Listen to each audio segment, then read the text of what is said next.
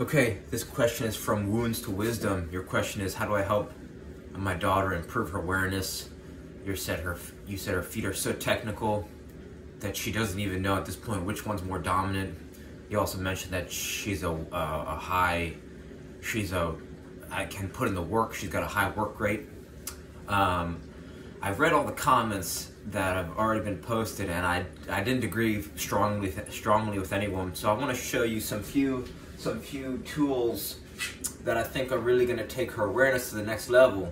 And most of these solutions they're effortless by nature. So it's I want to include a few different rabbit holes that you personally can explore, and by you learning maybe some things that require a little bit of time or just a little bit of money, your daughter is going to be able to emulate either the skills you learn, because it's easy to tell someone to do something, but when they watch you, it's just the power of monkey see, monkey do effect. And I think there's so much unsaid. So many things are unsaid about the reasons why people emulate things. I think, it seems like she's got a lot of trust in you. So if you yourself can learn some of these things, then I think your daughter will naturally pick up and take and want to copy you. So let's just get into it. The first thing that you might want to invest in is an RMT rope. And all an RMT rope is just a soft length of rope as long as you are tall. So you actually want to find out your daughter's height, and then when you find her height, you go to either a West Marine or you go to a hardware store and you get the softest rope you can, and you want the length of the rope to be just as tall as she is. So let's say she's 4 feet. You could call it, let's say she's 4 feet, then you get your rope to be 4 feet. If she's 3.5 feet or 4.5 feet, they might not like cutting in sections, so you go a little higher because you can always tie the knots down. And with this rope, what you're going to do is, the reason why it's going to improve awareness, it's because on a deeper level, it improves the awareness of your body, right? So the body's connected from fingertips to finger toes. So as you gain an awareness, as the rope swings, each revolution, it simulates a metronome, It mimics a metronome. A metronome is a tool that keeps the tempo in music for musicians. This thing, when it swings, it's kind of like a metronome. So what it does is it synchronizes the whole body, So there's a rhythm to the game, and there's a rhythm to life. So when you're kind of tapping into some deeper ideas like rhythm, timing, coordination, this is going to transfer to the game in ways that you cannot see, but you can feel once you start swinging this thing around. And it's as simple as that, I started using this RMT rope, You could search David Weck, W-E-C-K, and he just shows you some simple movement patterns, some rope flow patterns. And I just noticed that my timing improved, my awareness improved, my juggling improved, which improved my passing, my shooting, my dribbling. Everything got better in my life on and off the field when I started learning how to swing this rope around in a nice rhythmic fashion. So this is something that's so simple, and that you could, you make this for your daughter, you start swinging it around, and just by her watching you swing it around, she's going to say, okay, I see my dad swinging this around. It must be a safe thing to do. It's like when you see a line at a restaurant, A restaurant's busy, or there's a line at a food truck. Your first thought is, crowds attract crowds.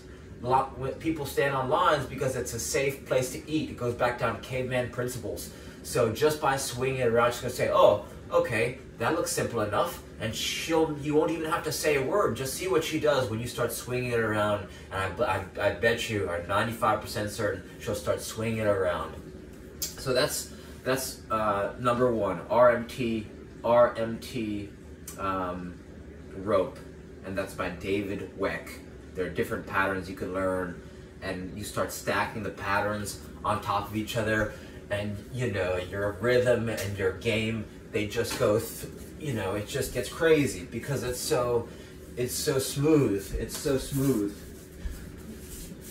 right? So that's something that you want to investigate. That's one thing that I highly recommend, that I think you should investigate. So check that out. You said your daughter is she's got a high work rate. You said she's someone who's gonna shovel snow at the local field just so she can practice. If she's a high tempo player and she's already likes getting touches, this tool could be a real game changer for her. This is something that can replace a partner. This can replace a wall. A lot of people talking about rebounders. I think this is superior to a rebounder because, one, it's cheaper, it's portable, and since it's more portable than a rebounder, it's going to be easier to use and bring everywhere. Right? I brought this to Paris. I must have got, just walking around the streets of Paris, France, I must have got 4,000 touches easily in a few hours. So this is going to increase your daughter's ability to just get more touches on the ball. And you could see me right now. I'm in the comfort of my kitchen, and boom, I'm scanning. Right? I'm scanning. I'm relaxed. I'm breathing. I'm having fun. Right? So this is something that you said both her left and her right feet are excellent. Now she can work on her rhythm, her timing, her ball striking. Nice and easy, right? Nice and easy. And this costs $24 on Amazon. And again, this is something that you want to set. You want to set, when you get this, do not give it to her. That's the key, because let's say if you give this to her, she doesn't have a mental map of how to use it. You want to open it up, shorten the length for her so it's the approximate size of her ankle to her hip. Right? You see how long that is on me. And then you want to use it in front of her, and when you use it in front of her, it's just going to show her, you got to be the role model for her so that she starts taking up after you. And I'm sure you could do this, unless you're, unless you're physically not able to. But, you or mom could use this, or a sister or something. Someone can use this. I know you can. And for just getting rhythmic touches, you could start to go over the head, behind the back leg,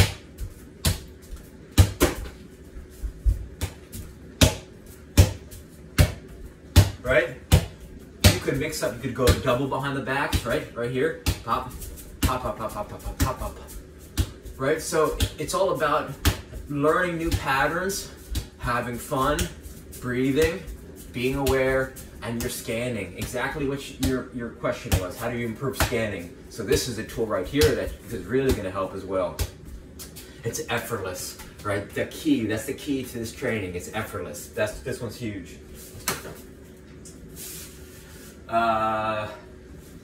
Dribbling. A byproduct of ball mastery is being able to raise your head and scan the field. But it doesn't start with scanning first, right? An app that someone mentioned, it's not going to do it. You got to learn ball mastery, because ball mastery, step one, to you getting to being comfortable with the ball, she's got to be comfortable with the ball so that her head comes up.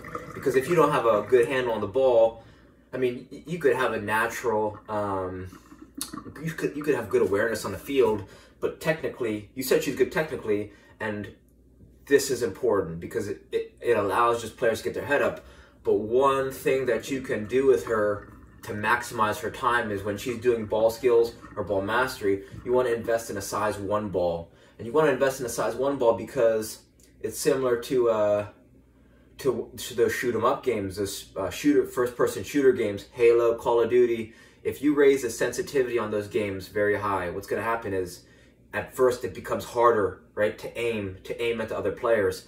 But as you start to appreciate the sensitivity in the games, then you start to have a competitive advantage because you can aim more rapidly in the game. The same thing with this ball. at the beginning, it's harder to manipulate, but as you start to develop an awareness in the ball, now you step on the field, the size 5 is going to be much easier, or whatever, whatever size ball she's playing with, size 4, size 5, it's going to be much easier for her to manipulate because she's been able to master ball mastery drills with the smaller ball. So if she's not doing it already, or if she goes on long walks, or if she just enjoys dribbling, some dribbling exercises, this is the ball, right? This is going to magnify her efforts. So that's key. If she likes juggling, this could be fun. Juggling, I believe, is the one thing that will really take her game to the next level, because there's so many different things that get worked while you're juggling, right? You have to be aware, right? Like, even when you're juggling, you still have your field of vision. You're focused on the ball, but you're still aware of the things around you. And as your juggling skills improve, so does your awareness. Juggling works weight transfer, it works balance, it works timing, it works rhythm, right? It's kind of it's one of those things, right? Not all great jugglers are great players, but all great players are great jugglers. So there are two things that if she loves juggling, I want you to buy a tennis ball for her, and I want you might be interested in getting this 2.2 pound medicine ball. I didn't catch her age that you mentioned. So these two balls in particular, when you juggle them, the heavy ball is going to work power, the light ball is going to work precision, and when you combine those, there's a little bit of magic that happens, right? Because they work in unison to sharpen your touch. The sharper your touch, the more dangerous you are on the field. Think about Arnold Schwarzenegger. He used to work. When he would do bench press, right? Work his chest. And then he'd go immediately to his back muscles, so that when his back muscles were getting worked, so when he was working his back muscles, now it was like restoring his chest, and then he'd go back to the chest. Now that was giving his back muscles a break, and they kind of worked in unison. Same thing as these heavy ball and the light ball. You don't necessarily need this 2.2 pound medicine ball. You could use a pumped up basketball. You could even use a pumped up size 5. The whole point is to use a heavier ball and a lighter ball to kind of work the full spectrum, so that when you get on a size 5 in a game, you've trained both ends, right? You've trained the light and you've trained the heavy, and now you're just in the middle and you're sharp. So this one you could get on Amazon, but again, like I said, it's more about the principle, which is change the size of the balls that you use for juggling to help to increase the trajectory of your training, right? Because changing the size of your ball is going to, right, it's going to challenge your brain-foot connection, right? It's going to challenge your brain to get better and adapt faster, right? So that's why it's important to change the size of the ball. Not about the balls in particular, but now you want to start to include in her soccer bag or her toolkit, not a whole bunch of size 5s, rather a tennis ball, a size 1, a size 2, a size 3, right? You want the whole spectrum, so that she can start to go through the whole circuit and start to juggle with all those size balls, and then she's going to get a lot better, a lot faster. So reach out with any questions, and I hope some of these ideas help. And that's it. I'm here for more questions. All right, thank you.